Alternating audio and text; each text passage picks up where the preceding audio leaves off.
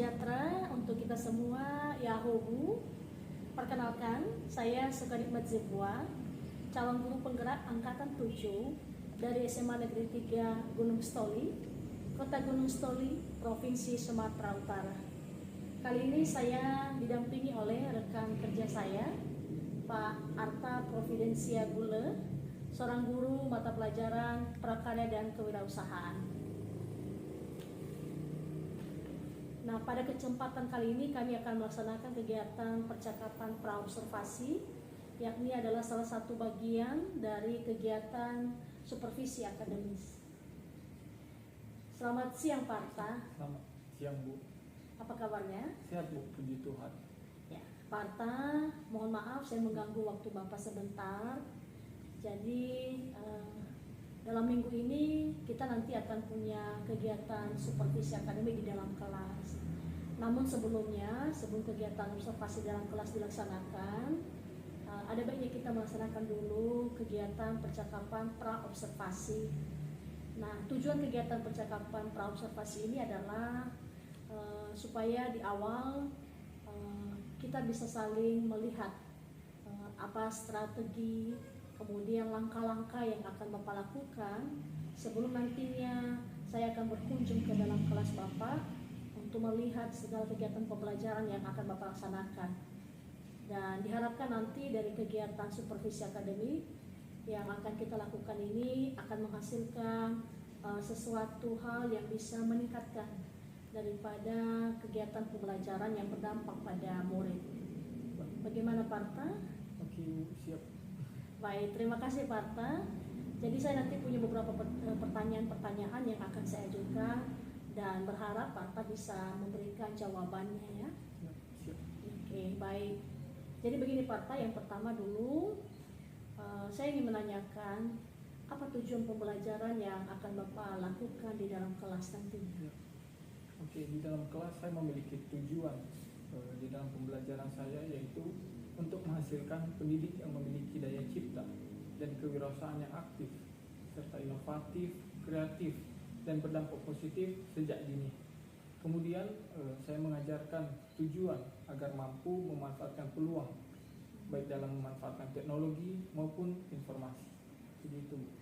Oh, mantap ya Pak. Jadi ini lebih kepada bagaimana nanti anak-anak punya daya cipta ya, untuk bisa menghasilkan suatu hasil karya, terutama di pelajaran Bapak prakarya kewirausahaan. Nah, kemudian Pak Arta, kira-kira area pengembangan yang hendak Bapak ingin capai dari tujuan yang sudah Bapak sampaikan tadi, yang mana itu Pak? Bagaimana? Oh ya, adapun area saya yang pengembangan yang hendak saya capai, yaitu berupa area jangka panjang atau berkelanjutan.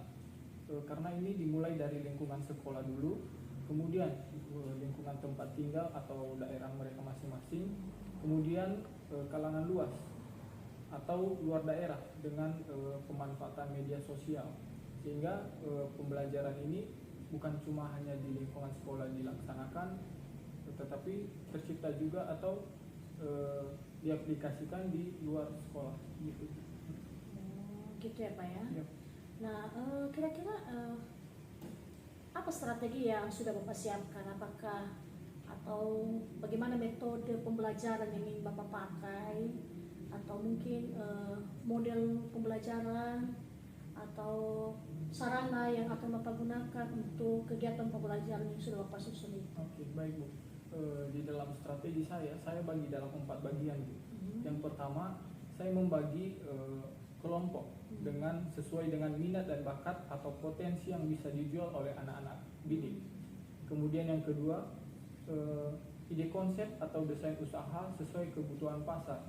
Jadi saya memiliki strategi di mana sebelum menciptakan sesuatu atau mempelajari sesuatu, kami harus dulu mengidentifikasi pasar apa yang mau kami tuju supaya ini terlaksana dengan baik. Kemudian yang ketiga, melakukan atau memanfaatkan digital marketing. Jadi ini tidak hanya secara langsung kami melakukan penjualan atau promosi, tetapi melakukan digital marketing juga, supaya bukan cuma di kalangan kita saja yang mengetahui, tapi kalangan luar yang jauh kita jangkau dapat terjangkau juga Bu. Dan yang terakhir, melakukan analisis atau evaluasi. Setiap proses atau setiap kegiatan yang kami lakukan akan kami evaluasi supaya ada perbaikan, misalnya ada kesalahan atau kekurangan, tetap ada kenaikan atau progres. Wow, luar biasa ya rencana Bapak yang mau melaksanakan di dalam kelas ya. Jadi saya tidak sabar ingin mau melihat bagaimana aksinya di dalam kelas.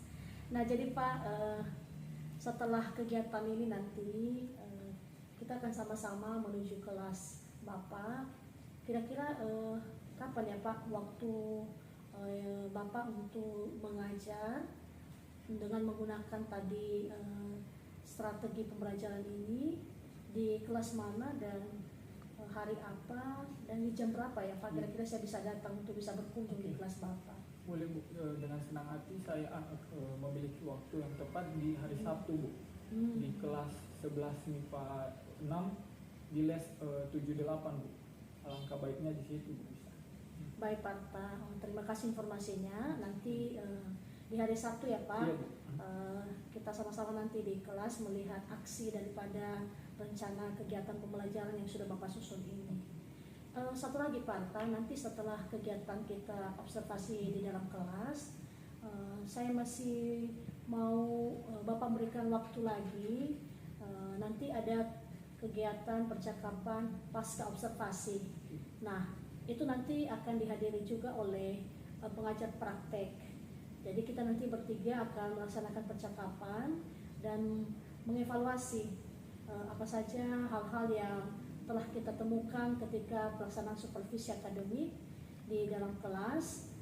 Setelah nanti saya berkunjung melihat rencana pembelajaran ini di kelas Bapak, dan tentunya nanti kita berharap kita sama-sama akan mencari solusi-solusi dari segala kendala-kendala atau tantangan yang Bapak hadapi di dalam kelas. Bagaimana Pak? Baik Bu, dengan senang hati. Boleh. Baik.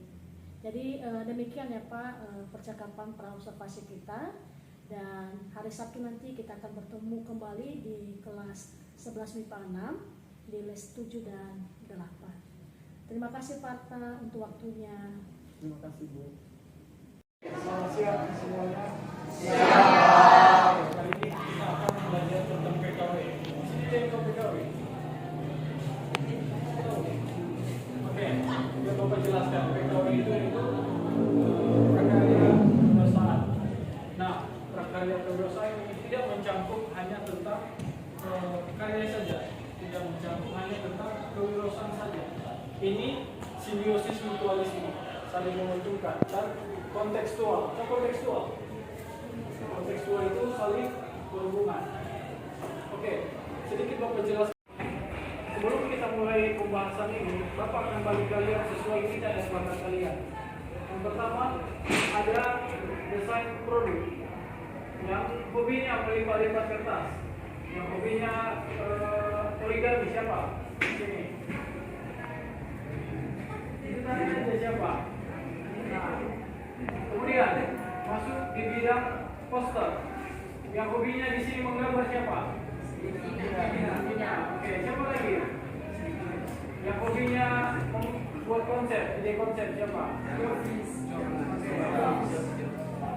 Oke, kemudian kelompok selanjutnya yang membuat logo. Kelompok pertama untuk desain produk siapa? Bapak minta untuk berkumpul di sini. Ayo, yang desain produk di sini, yang desain poster di tengah, dan yang terakhir yang logo di sini. Ayo.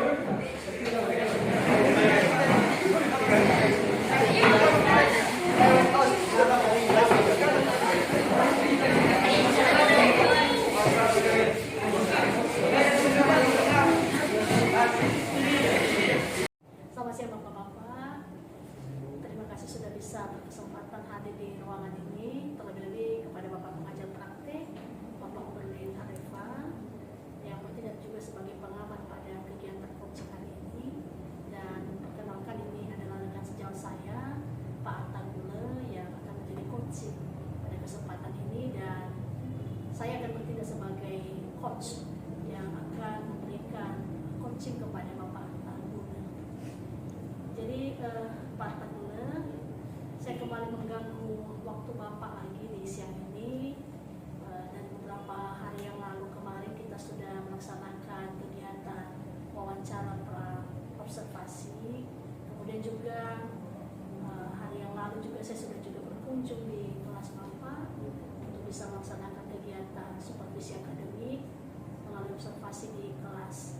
Dan kali ini saya akan meneruskan kembali Pak, tentu seperti awal yang sudah saya sampaikan sebelumnya, bahwa sebenarnya kegiatan supervisi akademik ini pada dasarnya bukan untuk mencari-cari kelemahan guru, tapi lebih kepada bagaimana kita ke depannya dapat saling mengisi atau saling memberikan masukan terhadap apa kendala-kendala yang dihadapi Bapak selama mengajar di dalam kelas. Jadi Pak, pada kesempatan ini adalah kegiatan pasca observasi atau kegiatan setelah kita melaksanakan supervisi akademik di dalam kelas. Jadi Pak Arta, yang pertama dulu saya ucapkan terima kasih atas kesediaannya, dan bagaimana perasaan Bapak waktu kemarin saya berkunjung di kelas Bapak?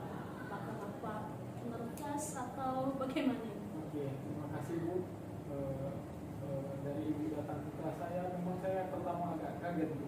Tapi dari hasil pengamatan Ibu, saya bawa santai saja, karena saya sudah biasa juga misalnya didatangi dari luar sekolah.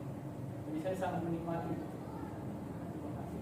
Baik, terima kasih Pak Arta. Dan bagaimana perasaan Bapak dengan kegiatan pembelajaran di kelas? Karena saya lihat kemarin itu Bapak melaksanakan kegiatan pembagian kelompok siswa ya, berdasarkan daripada minat dan bakat mereka. Kira-kira bagaimana perasaan Bapak setelah menerapkan pembelajaran berdiferensiasi seperti pembagian kelompok itu? Oke, pertama Bu, saya sangat excited Bu, karena melihat anak-anak di zaman sekarang ternyata memiliki bakat dan kemampuan yang bisa dibilang baru, terbarukan, dan bisa dibilang berpotensi Bu, untuk melakukan kegiatan-kegiatan baru yang saya sudah susun. Nah, saya membagi dalam bidang-bidang sesuai minat dan bakat mereka Bu. Dan saya lihat banyak yang memiliki bakat yang berbeda-beda, jadi saya terapkan ke bidang masing-masing juga sesuai kemampuan mereka Bu. Gitu. Kira-kira dari tujuan yang sudah Bapak rencanakan di awal ya, apakah tujuan yang sudah Bapak rencanakan itu ketika menerapkan sistem pembelajaran yang sudah Bapak buat dan susun itu, apakah sudah tercapai? Oke, untuk sejauh ini Bu, masih belum bisa dibilang sempurna Bu. Tapi setidaknya mereka sudah mulai mengenal, mulai dari proses pembuatan, mulai dari perancangan, proses pembuatan hingga pada akhirnya penjualan. Karena di dalam pembelajaran saya membagi mereka di dalam sesuai kelompok dan dibagi lagi dalam tugas masing-masing. Jadi di sini saya sudah melihat kemuasan mereka di bidang mana, apakah sejauh mana sih mereka bisa menguasai bidang yang mereka kuasai itu. Gitu. Jadi kira-kira Pak, ada nggak kendala yang Bapak hadapi ya selama berada di dalam kelas, mungkin dari anak-anak atau mungkin dari fasilitas atau aspek yang kita miliki terhadap pencapaian tujuan yang Bapak harapkan tadi untuk bisa lebih sempurna di kemudian hari? Sedikit saya ceritakan Bu, di mata pelajaran saya ini saya bagi mereka di bidang pemasaran. Sebelum itu saya bagi dalam tiga kelompok, ada bagian desain produk, desain logo, dan proses pembuatan. Nah, di dalam proses-proses ini Bu, banyak membutuhkan biaya dari segi bahan dan material.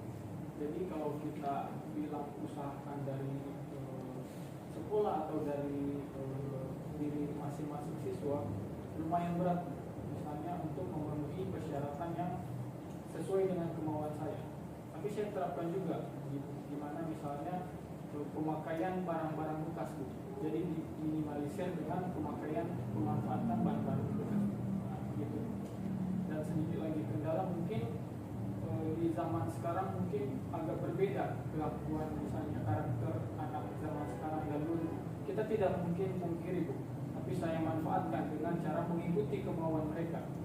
Saya ikuti bagaimana kemauan mereka sedikit, jikalau sudah cocok jadi saling menguasai dan bisa saling menghormati satu sama lain. Wow, luar biasa Pak rencana Bapak ini. Dan kira-kira Pak, bagaimana ini bisa Bapak bisa nanti diterapkan ya? Kira-kira apa langkah-langkah selanjutnya yang bisa Bapak lakukan? Atau apa rencana aksi yang bisa Bapak nanti susun kembali, strateginya apa? Sehingga nanti apa harapan Bapak yang sudah Ibu Bapak sampaikan tadi itu bisa dapat terwujud dan berhasil. Oke, baik. Ada sedikit strategi yang saya terapkan karena sudah mungkin 1 semester sudah berjalan dan saya semakin mengerti misalnya karakter si anak dan kemampuan si anak. Jadi di dalam hasil observasi saya sedikit, anak-anak zaman sekarang lebih ke media sosial pemanfaatan. Jadi kita sebagai guru juga harus pintar-pintar untuk mengikuti bakat atau minat si murid. Jadi mungkin kedepannya Bu, saya akan lebih memanfaatkan teknologi lagi untuk mereka bisa memediasi atau mempelajari hal-hal baru juga. Mungkin nanti dengan cara mengajari mereka buat periklanan dengan poster, periklanan dengan desain, misalnya desain produknya dengan komputer, atau wawancara, atau misalnya wawancara secara langsung dengan video seperti konten kreator gitu. Wow, luar biasa ya rencana partai ini ke depannya, dan saya yakin kalau ini bisa terwujud luar biasa, ini bisa berdampak ya kepada anak-anak kita. Dan satu lagi Pak Atta, sejauh mana ini komitmen dan ya ekspektasi Bapak ya untuk bisa membuat ini nanti menjadi sebuah hal yang bisa terwujud adanya. Satu kata Pak, komitmennya bagaimana ini? Komitmen saya ya untuk anak-anak hidup produktif dan berdampak positif.